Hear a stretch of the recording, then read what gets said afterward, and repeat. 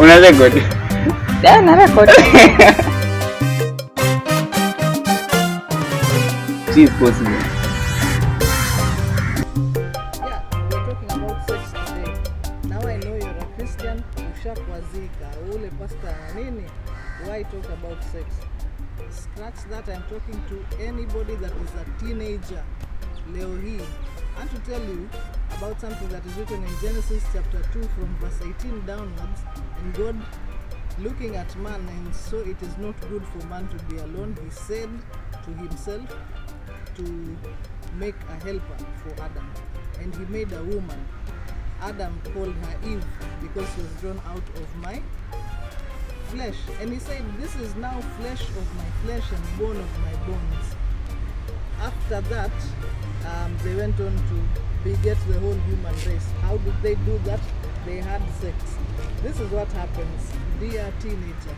The moment that you give yourself to someone sexually, you become so connected to them as flesh with bone.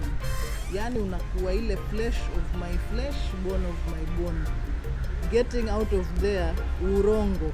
You are connected like soul and spirit, bone and marrow. Question is, do you want that kind of connection with someone that you met in a club, with someone who texted you, alafu hautamuona tena wala ujui kwao? The answer is no. Before you think about giving yourself to someone sexually, remember, God is the one who made sex, not the devil. God didn't make it for hiding. Imagine Adam and Eve were in a garden, broad daylight, yeah. And the devil would want you to think yeye ndo alikucreate a fun thing called sex, but you have to hide to do it. No, you don't have to. You need to wait until you are married. Yes, until you are married. The Bible also says in Proverbs, you cannot take hot coals on your laps and not get burned. That's what taking sex upon yourself at this age is attempting to